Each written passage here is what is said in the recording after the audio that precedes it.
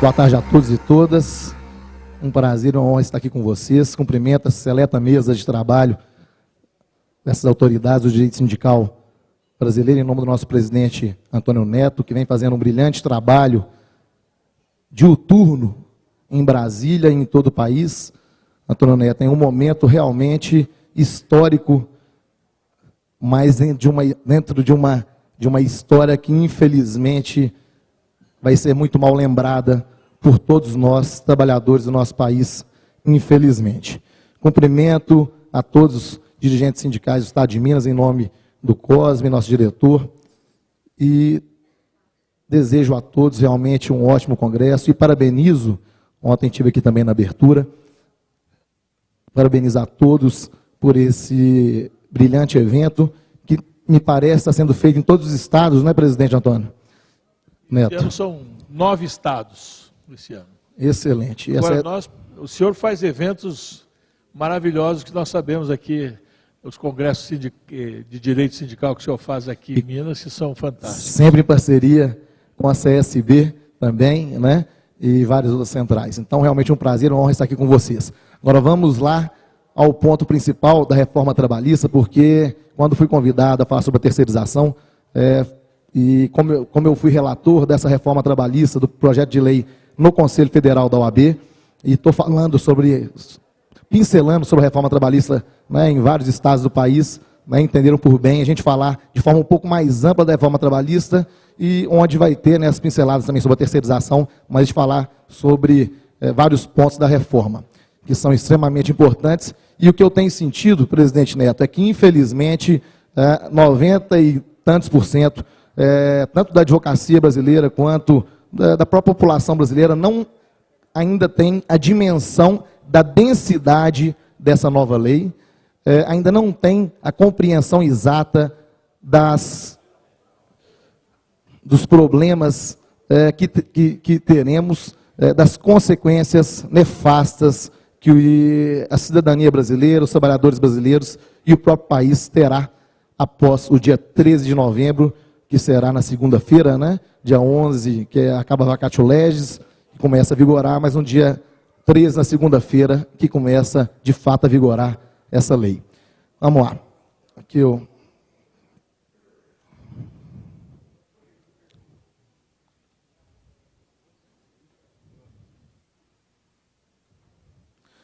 Certo. Primeiro, a proposta original da Presidência da República. Ela veio no final de 2016, 22 de dezembro de 2016, e era uma reforma bem sutil, realmente. Era uma reforma onde nós levantamos, à época, em uma análise na OAB Federal, na Comissão Nacional de Direito Sindical, em uma avaliação primeira, nós percebemos 5 pontos principais, que seria as multas administrativas, o trabalho parcial alargado, o representante de fábrica, né, que é aquela questão de que os sindicatos não podem participar das eleições do representante de fábrica, do negociado sobre o legislado e da terceirização ampla e restrita. Esses 2 últimos pontos eram os principais. Claro, também a representante de fábrica, porque é mais uma das formas de se enfraquecer as entidades sindicais. Mas, principalmente, o 4º, que é negociado sobre o legislado e terceirização ampla. E, naquele momento, nós já ficamos apreensivos, assim como todo o movimento sindical. Entretanto, não sabíamos o que viria pela frente quando nomeado o relator Rogério Marinho, e que este, em 2 meses, tratou um substitutivo como um foguete realmente dentro da Câmara Federal, e que esse projeto de lei, que antes tinha aproximadamente 10 pontos, 10 artigos, 5 pontos principais, passou-se a retificar 117 artigos da CLT.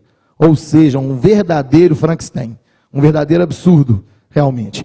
Quando avaliamos e analisamos esse projeto de lei, aí sim que ficamos estupefatos, e quanto mais estudávamos esse projeto de lei, mais não acreditávamos o quanto ele veio encomendado e tão bem redigido para quem o encomendou. E, de forma rápida aqui, passando aqui alguns pontos em que, institucionalmente, né, meu dever institucional passar de forma rápida o que a OAB fez dentro desse trabalho. Tivemos, inclusive, em São Paulo, né, Neto, uma reunião com todas as centrais sindicais, onde lá nós tentamos já marcar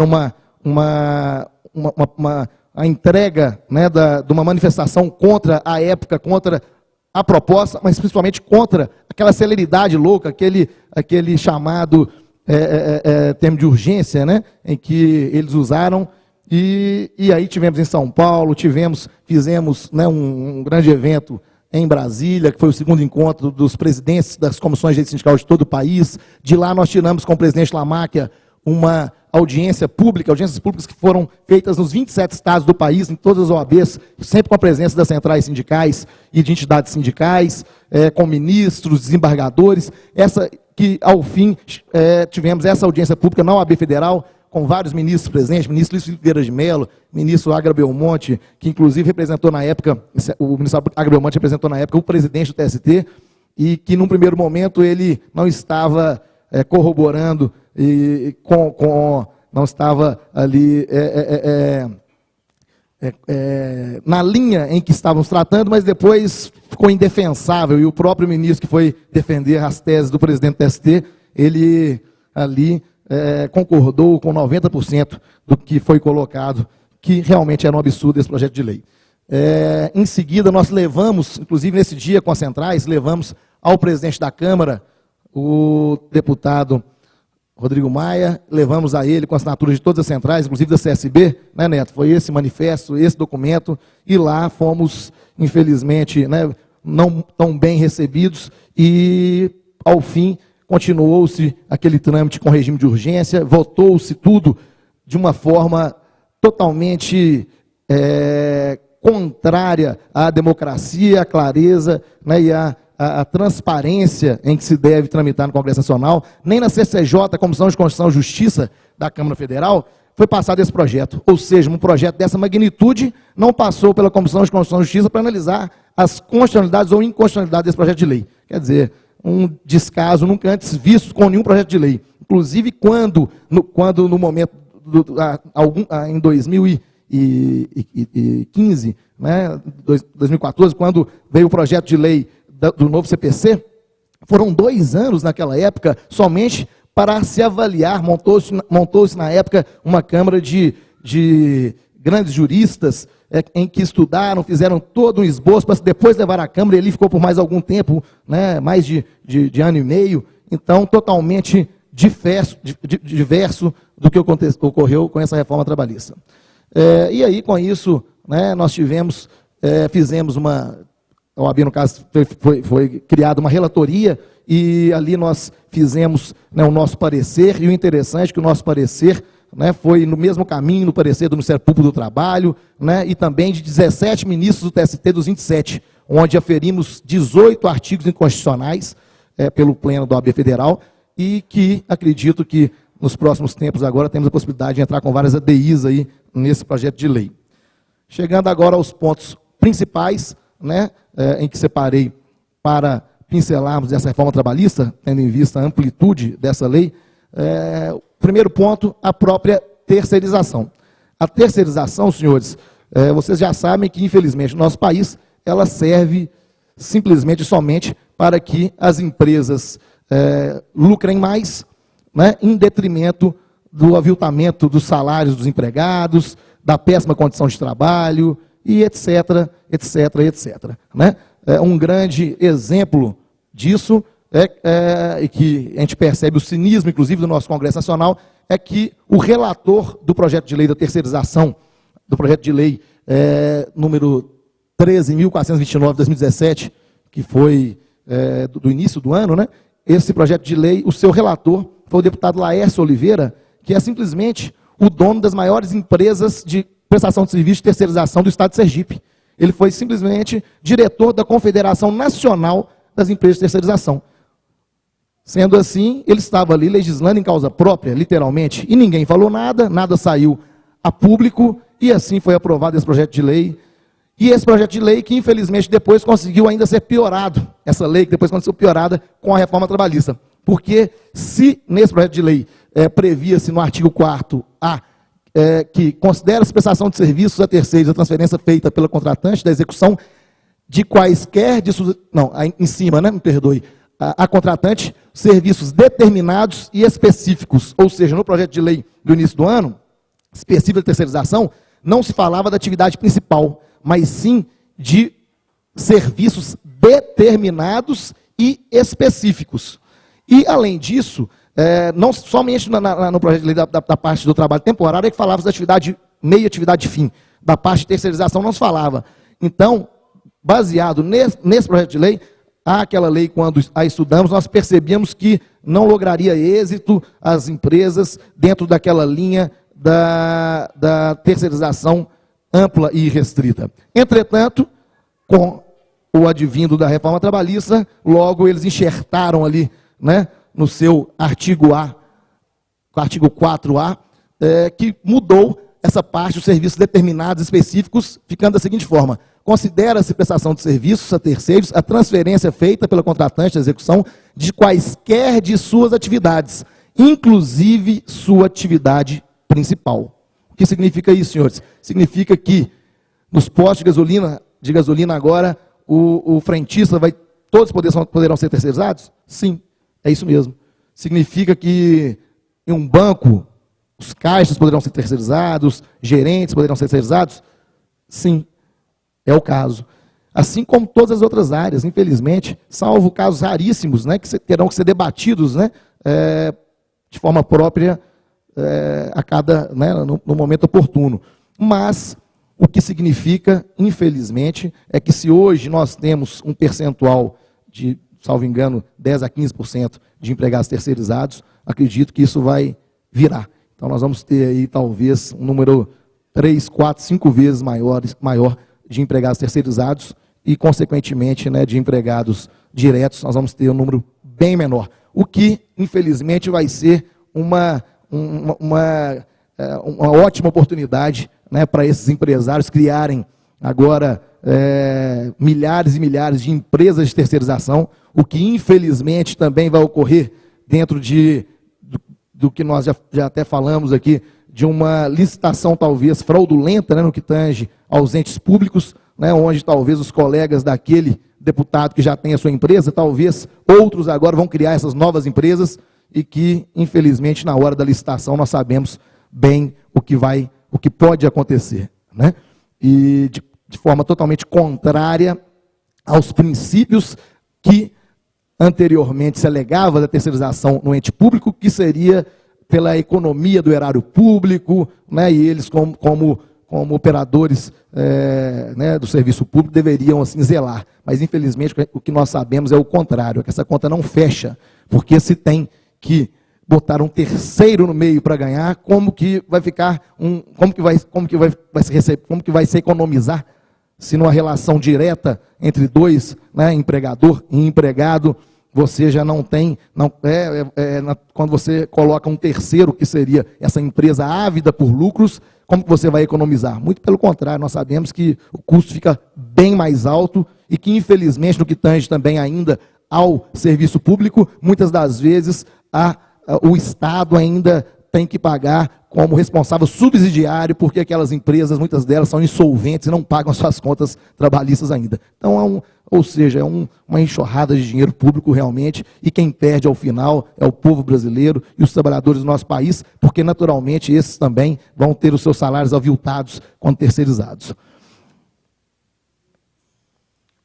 O que tange ao negociado sobre o legislado, qual foi a estratégia colocada? A estratégia colocada foi um paradoxo realmente, porque por um lado falava assim, valorização da norma coletiva, da negociação coletiva, porque se agora ela vale sobre a lei, quer dizer que essa norma coletiva, ela realmente deve ser muito bem negociada, sob pena de o patamar mínimo civilizatório defendido pelo ministro Maurício Godinho Delgado, assim como também os princípios do valor social do trabalho, da dignidade da pessoa humana, irem para o ralo, porque se não for muito bem negociado, nós vamos ter aí vários percentuais, me perdoem, vamos ter hora extra, né, abaixo de 50%, vamos ter jornal noturno abaixo de 20%, que é o previsto mínimo na CLT, e dentre outras várias precariedades que podem ocorrer. Entretanto, por um lado, fortalecem a negociação coletiva, acima da lei, mas lá do outro se enfraquece o ente sindical que vai negociar. Tira-se dele o seu custeio, tira-se dele a possibilidade das rescisões de todos os contratos de trabalho no sindicato, essa obrigatoriedade. Tira-se dele também a possibilidade de participar das eleições no chão de fábrica, na comissão de fábrica, não podendo mais este participar. Ocorre as dispensas coletivas agora, sem a necessidade de homologação no instrumento coletivo.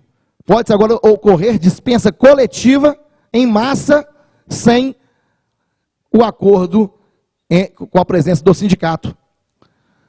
Assim como também o fim da ultratividade na norma, que é a súmula 277, porque se por um lado, com a emenda constitucional 45, nós tivemos a exigência do comum acordo, e consequentemente, nós tivemos aí um grande problema, porque várias das empresas não davam seu aceite, né, para negociar para o litígio coletivo, eles eram extintos em julgamento do mérito, e tivemos aí anos e anos, conheço vários sindicatos que têm anos e anos que não têm um instrumento coletivo. Depois, em 2012, veio a súmula 277, falando o seguinte: se não tem um instrumento daquele ano, que se não foi pactuado, que valerá o anterior. Agora, nem isso mais.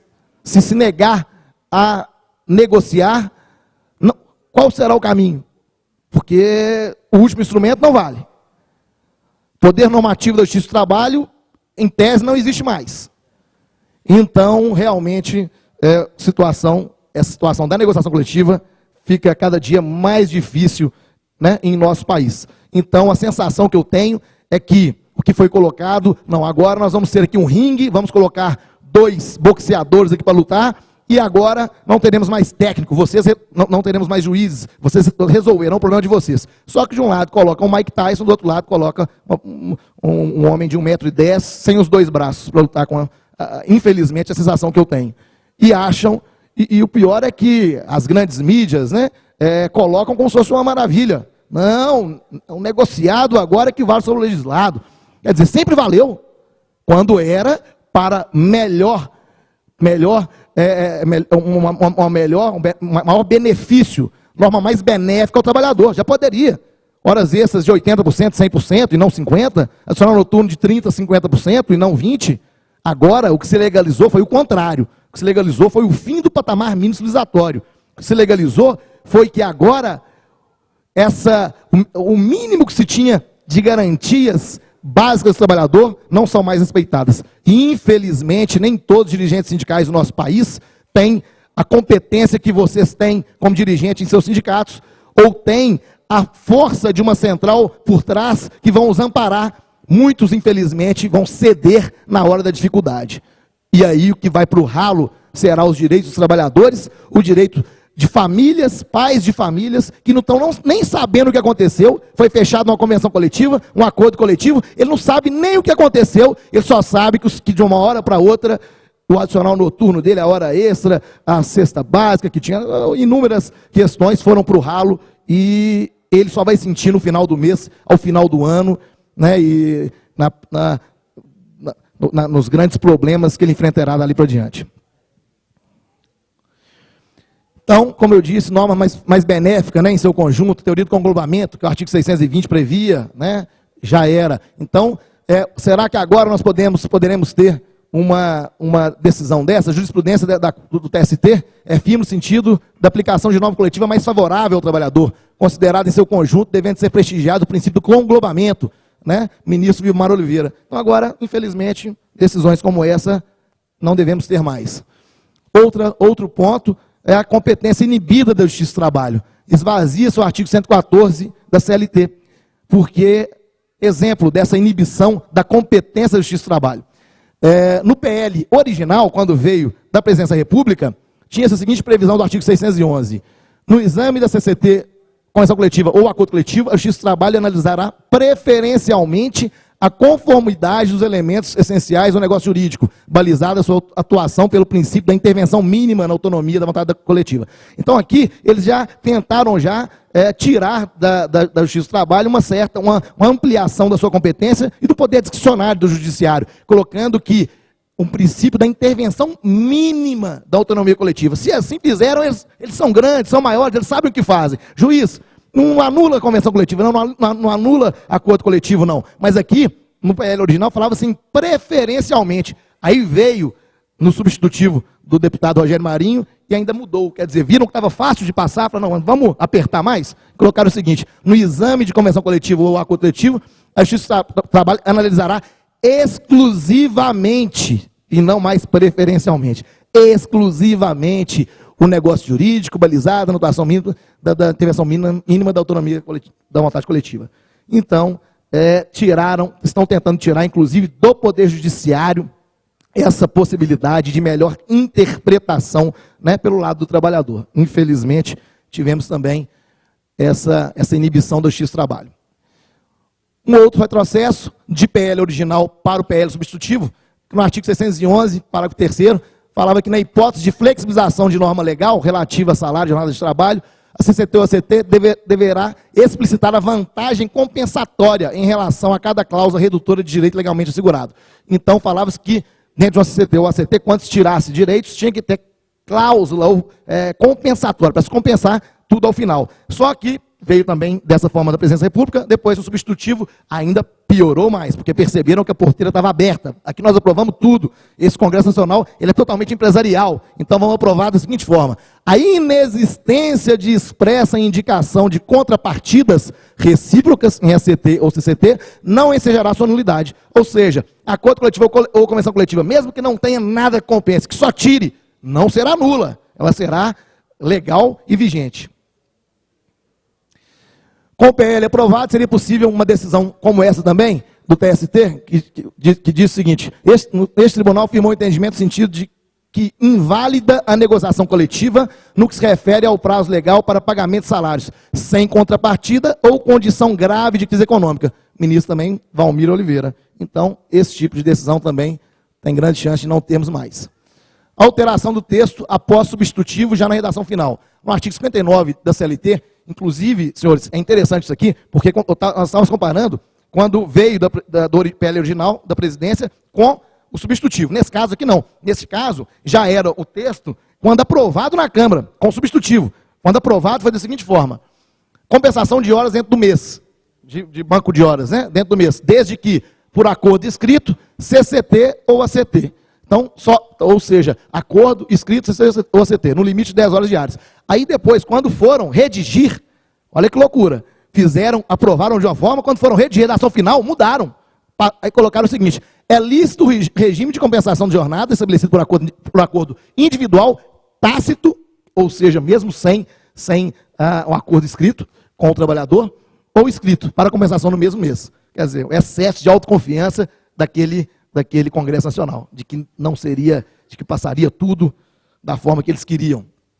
Compensação de jornada. A partir desse PL, nós temos o seguinte: o banco de horas agora para a previsão em CCT ou ACT, ou seja, para as empresas precisarem vir ao sindicato para buscar uma cláusula de banco de horas, é somente para compensação anual. Somente para se compensar em um ano.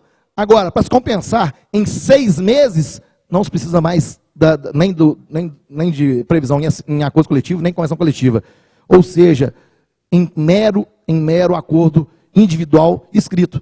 O que vai ocorrer, naturalmente, essa assinatura, quando o empregado adentrar na empresa. Com certeza, na admissão, já vai ter alguns documentinhos para ele assinar. Um deles vai ser esse. E se ele não assinar, naturalmente, senhores, ele não vai ser contratado, e vocês sabem como isso funciona bem. Então, ele assinando, banco de horas, o empregador tem 6 meses, 180 dias para dar folga no dia em que ele bem quiser aquele empregado. O que nós podemos dizer com isso, sinceramente? Para mim, a hora extra no Brasil acabou.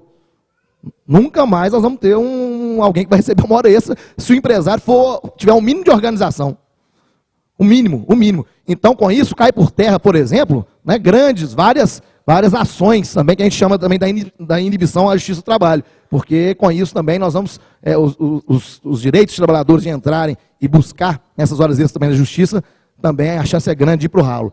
E o banco mensal, que é acordo individual ou tácito, ou seja, para compensação mensal, não precisa nem do acordo escrito. Nem isso. Compensa-se mensalmente. Regime 12/36. A súmula 444 do ST dizia que é válida quando em lei ou norma coletiva assegurada a remuneração em dobro dos feriados trabalhados. Ou seja, naquela época, tinha que, antes dessa lei, até o momento, que não vigora ainda, 12/36, só se tiver previsto em convenção ou acordo coletivo, certo? E mesmo assim, feriado, paga-se dobrado. Agora não mais. Agora ficou da seguinte forma: simples acordo individual escrito, ou seja, diretamente com o empregado, observados ou indenizados os intervalos para repouso e alimentação. O que aqui significa, gente? Significa duas coisinhas básicas.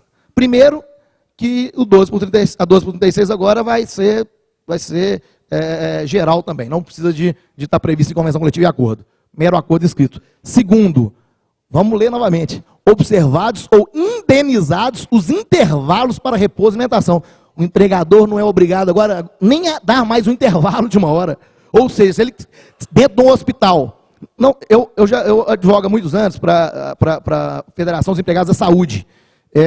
E vocês também já devem ter participado, vivido. Eu, há 1 mês e meio atrás, meu pai operou, e eu tive que passar com ele uma noite no CTI, ficar alguns dias lá. Acho que todos vocês têm essa compreensão, em que um técnico de enfermagem que está lá, muitas vezes, ou uma enfermeira, trabalhando muito mais do que os médicos, que ficam lá 2 horas por dia, passa 3 horas, já correm para outro hospital, ele já vive em um estresse fora do comum. Até porque, como o salário deles é muito baixo, eles muitas vezes trabalham em 2 hospitais diferentes. Eles gostam, inclusive, do Jornal 12/36.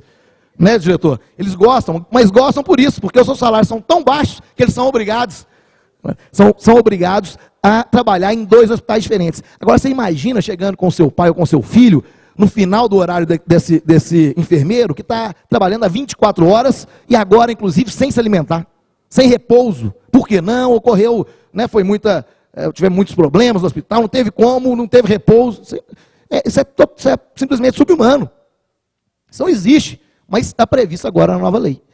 E o pior que isso, interessante inclusive, na mesma linha, né? Parágrafo único: a remuneração mensal desse sujeito que faz 12/36, pactuado, ou seja, o valor pactuado ali do salário dele, que não vai mudar por esse motivo, com certeza vai ser o mesmo, abrange os pagamentos devidos pelo descanso semanal remunerado, ou seja, não vai receber a mais, e pelo descanso em feriados. E serão considerados compensados os feriados e as prorrogações de trabalho noturno. Ou seja, gente, adicional noturno, dobra de feriado, tudo isso já... Não, o pacote é um só. Seu salário é um salário ponto 2, isso aí vai abranger tudo. Não há que se falar em te pagar além. É inimaginável, né? É inimaginável. Mas está aqui. Artigo 59b, parágrafo único: a prestação de horas extras habituais não descaracteriza o acordo de compensação de jornada e o banco de horas. Ou seja, se for também habitual essas horas extras, não vai descaracterizar. Vale do mesmo jeito o acordo de banco de horas. E aí, nós nos perguntamos, mas o que nós estamos falando nessa jornada, por exemplo, 12/36, dentro, sem repouso, né, e nada, será que não fere as normas de saúde, higiene, segurança de trabalho, né, previstas nas NRs e no Ministério do Trabalho?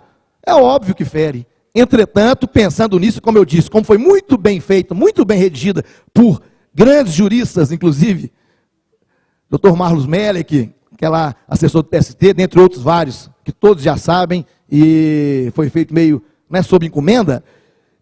Quando eles pensaram nisso também. Falaram, não, então o que nós vamos fazer? Nós vamos descaracterizar a jornada dessa cláusula. Por quê? Porque o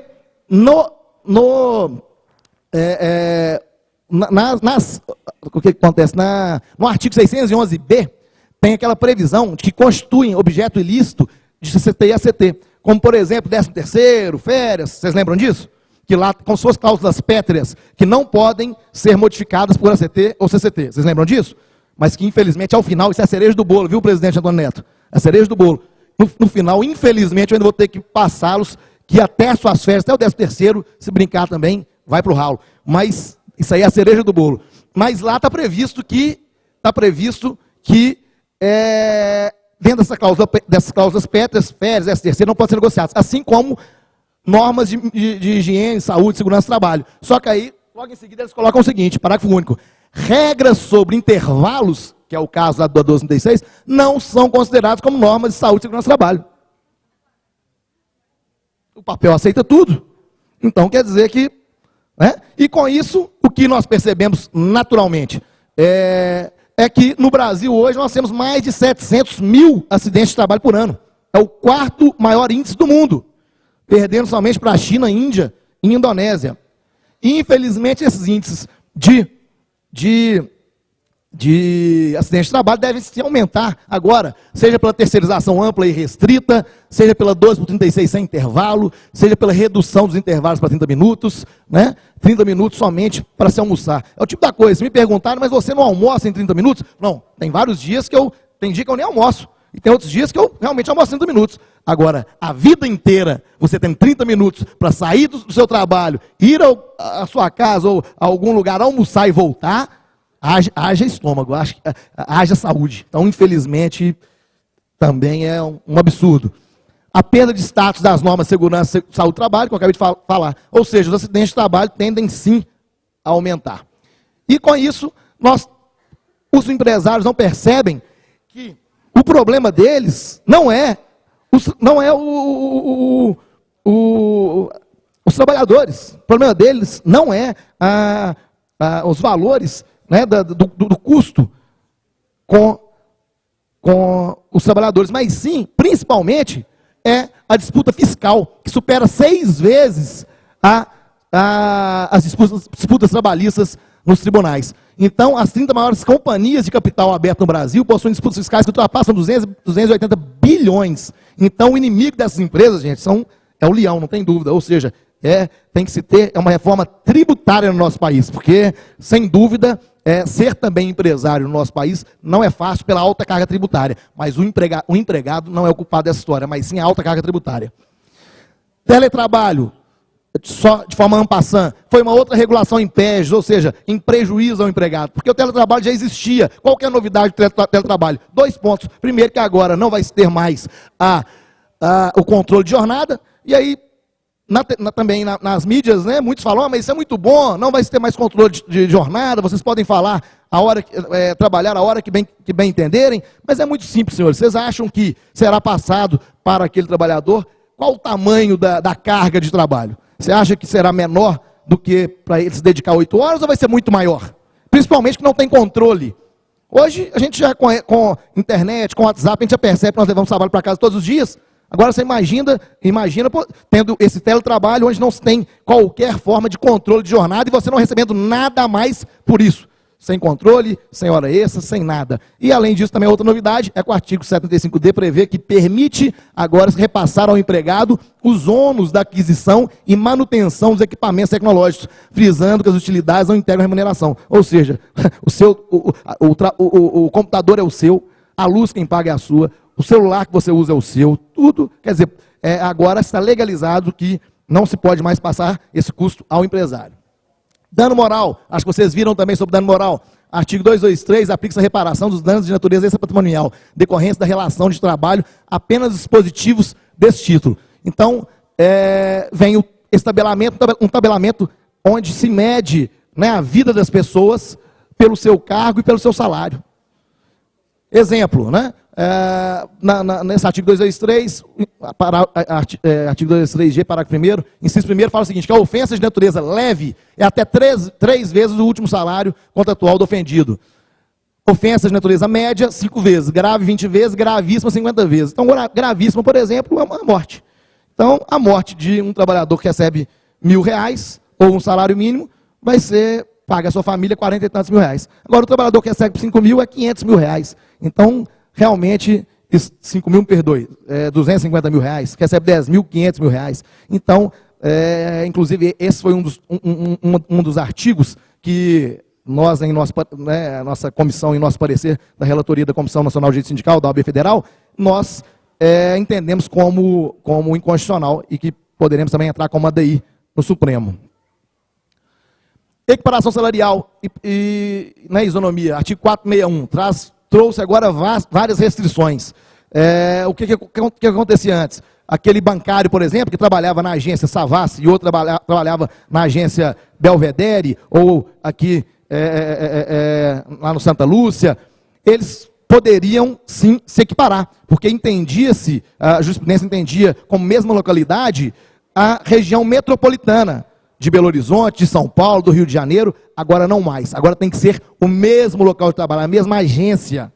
Ou seja, tem que trabalhar um a um, lado a lado, para poder restringir naturalmente o número de ações, para restringir ainda o direito dos trabalhadores. E pior, porque antes falava-se que tinha que ser a diferença da função de 2 anos, até 2 anos, mas sem teto, né? Agora é até 2 anos e mínimo de 4 anos. Então foi uma restrição para que, acredito, praticamente acabou-se com a equiparação salarial. Para você encontrar alguém que trabalha no mesmo local, dentro desses requisitos, vai se diminuir a possibilidade de 90% para 2%. Então, uma outra retaliação aos direitos dos trabalhadores.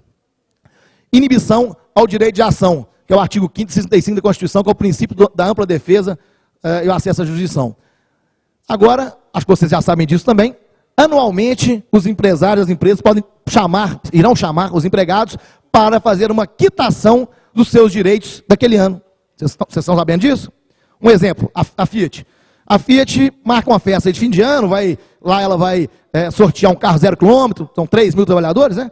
De 3, 4 mil, vai sortear um carro 0 km, vai sortear 20 televisores. Só que antes de começar a festa, eles falaram, gente, é o seguinte, só tem um detalhe, nós vamos passar uma listinha, aquela da nova lei aí, que vocês poderem assinar, quitaçãozinha, não é nada demais não, é o seguinte, agora, quem achar que tem alguma coisa a mais, uma hora extra, um desvio de função, é só passar amanhã, não assina então não, passa amanhã lá no RH, pergunta certinho como que é isso, como que funciona. Você acha que alguém vai deixar de assinar isso? Na prática. Então, consequentemente, o que vai acontecer? Anualmente, assinou-se e você ficou 1, 2, 3 anos, 4 anos naquela empresa. Quando você saiu daquela empresa e digamos que você tinha direito a 10 horas extras por semana, você tinha direito, e que nunca nem banco de horas te deram, você tinha direito à equiparação salarial com fulano, desvio de função, você tinha direito a uma ação de 300 mil reais, por exemplo. Quando você entrou com a ação, na defesa, na contestação, a empresa já chega com todos esses documentos. Mas a assinatura aqui não é de Vossa Excelência? Você lembra mais ou menos daquela festa que você estava lá, né? Realmente, eu acho que passaram alguma coisa e eu assinei. E no outro ano eu fiquei sabendo melhor, mas se eu não assinasse, eu estava fora. O juiz... Espero que alguns juízes enfrentem esse problema de outra forma, mas o que a lei está falando é que, infelizmente, todos esses direitos vão se dar como quitados e o empregado não terá direito a nada. Outra inibição ao acesso à justiça também é a restrição agora e complicação da justiça gratuita. Para até 40% do teto dos benefícios do INSS ou comprovar insuficiência de recursos. Ou seja, agora tem que se... Antes se era mais fácil, somente uma declaração de insuficiência, agora não. Agora tem que se comprovar que se recebe até 40% do teto, que é até R$ 2.212, comprovar que... se não houver essa comprovação, você não tem direito à justiça gratuita. Consequentemente, o que vai acontecer? Muitos trabalhadores vão deixar de entrar com a ação. E quando entraram com a ação e viram que não tem justiça gratuita, podem desistir da ação. E o medo? E o receio? Né, do custo chegar. Medo, inclusive, em relação aos honorários advocatícios de sucumbência recíproca. Doutor Glauber? Esse é um ponto extremamente importante também. E até pela OAB a gente fica até desconfortável de discutir isso, porque, mas honorário de sucumbência, então você quer dizer que você não acha interessante o honorário de sucumbência? Não é isso. É que nós estamos percebendo que na forma prática vai ser o seguinte, digamos que chega um empregado em meu escritório, e lá ele me passa, eu fazia 2 horas extras por dia, eu tenho fulano, ciclano, que eu não tenho dúvida, é equiparação salarial, tanto que um já ganhou com o outro, e me passa tudo. Eu faço o cálculo, digamos, no bancário, dá uma ação de 600 mil reais. Ele fica todo feliz, falando, mas que maravilha, 600 mil reais. Só que aí, né, como devemos e temos nossa obrigação ética e moral, vamos falar que só que tem um detalhe agora na lei. Essa agora você tem a possibilidade de pagar os honorários de sucumbência. O que significa, doutor? Significa que desses 600 mil, se infelizmente a gente não conseguir comprovar todas as horas extras, a equiparação, o paradigma não for comprovado, o que tem chance de acontecer, o que não quer dizer que você esteja mentindo, não conseguimos somente comprovar. e você ganha 100 mil, você é sucumbente em 500 mil reais. Sabe o que vai acontecer? Ele vai bater nas minhas costas e falar assim, ó, ô doutor, eu preciso conversar com a minha esposa, eu posso voltar amanhã para conversar com o senhor? Eu falei, pode. Será que ele vai voltar? Então tudo isso, gente, foi feito literalmente para poder inibir o acesso à justiça, para que o empregado não entre com as ações, para que diminua, e vão diminuir, infelizmente, pelo caminho que está. Não vai ter mais hora extra para reclamar. Equiparação salarial está indo para o ralo, como nós falamos. Essa questão de justiça gratuita, sucumbência dos honorários, etc, etc, etc. Fizeram tudo tão bem feito, e o problema é o seguinte, o problema não é fazerem, porque eles têm interesse, o problema é o Congresso Nacional aprovar dessa forma que estava. Uma vergonha, gente. Se vocês lerem realmente, aqui é só umas pinceladas, se vocês lerem tudo, realmente é de dar ânsia.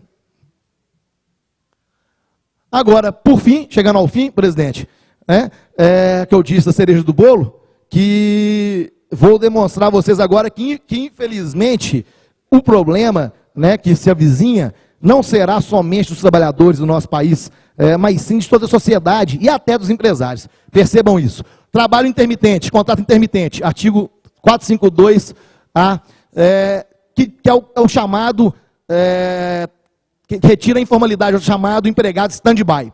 O que significa isso, senhores? Significa o seguinte, não sei se vocês se lembram, há uns 2, 3 anos atrás, nós tivemos aqui, não sei qual foi o estado, mas um problema em um McDonald's. Não sei se vocês se lembram disso, que houve uma denúncia internacional, né, a Organização Internacional do Trabalho, como se fosse uma semi-escravidão que estava ocorrendo naquele local que era esse McDonald's. Inclusive, foi feito um TAC como Ministério Público do Trabalho, e nesse TAC houve ali, né, o pacto de que nunca mais se faria dessa forma. E legalizaram isso, que é o que é.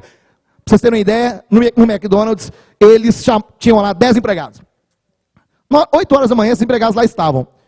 No momento de pico, 8, 9 horas, os 10 estavam trabalhando. De cá, o outro no caixa, fazendo sanduíche. Dava 10 horas, a coisa ia diminuindo. Era igual o time de vôlei. João, para fora. Maria, para fora. Ana, para fora. E eles ficavam realmente de fora do estabelecimento e não podiam ir para casa, não podiam ir para lugar nenhum. Isso foi comprovado, gente. Isso aí é fato o que ocorreu. E chegava um certo horário, tinha 2 pessoas dentro do McDonald's e 8 de fora. Chegava no horário de pico, horário do almoço, João para dentro, Maria para dentro, Ana para dentro, José para dentro. Todos ali trabalhavam, enquanto tinha movimento.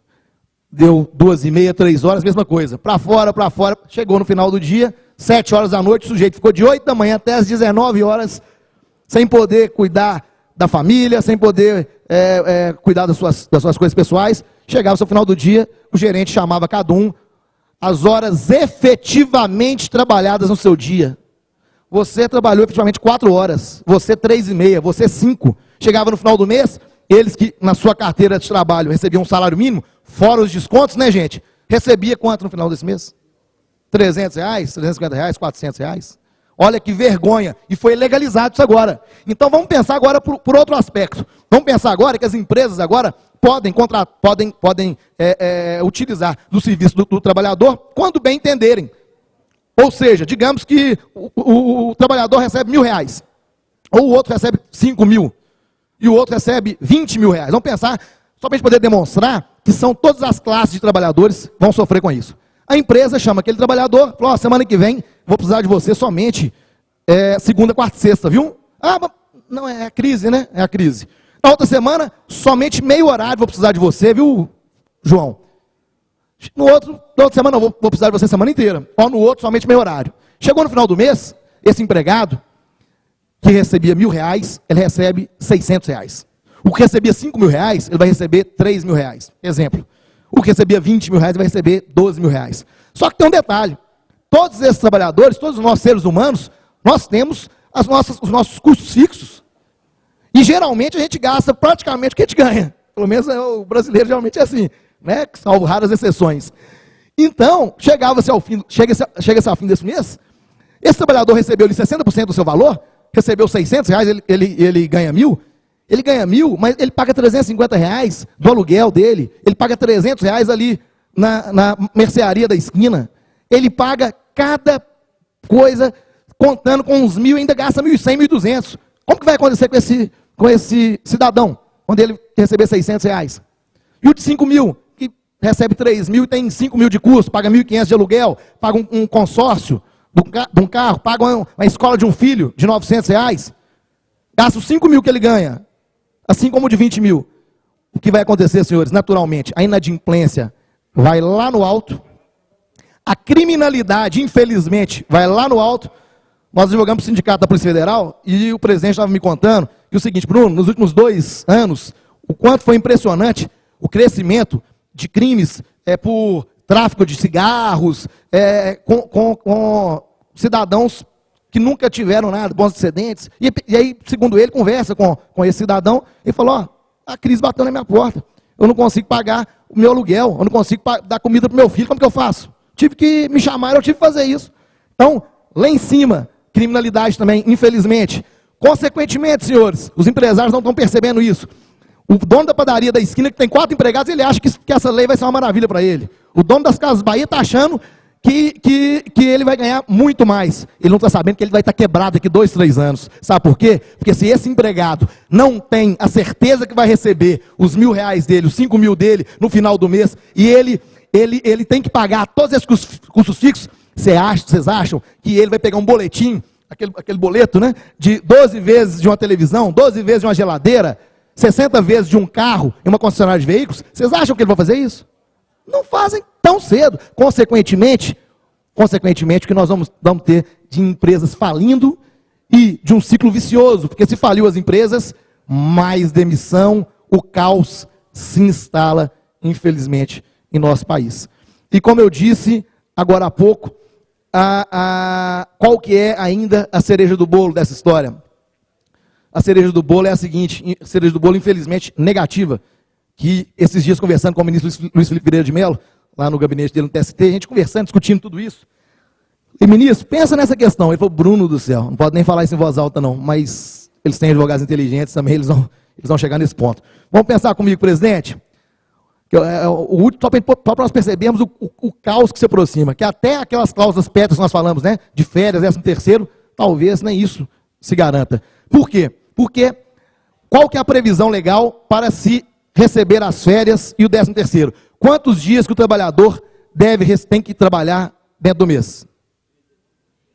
15 dias, o mínimo de 15 dias. Você acha que muito bem organizados, eles não podem fazer dessa forma que nós estávamos falando? Ó, um trabalha 14 dias, o outro 14 dias, e assim, ao fim, infelizmente, o caos pode se instalar. E aí fica a pergunta, né, que não quer calar: o que pode ser feito, senhores? Não sei, vamos lutar juntos, que Deus nos abençoe. Muito obrigado.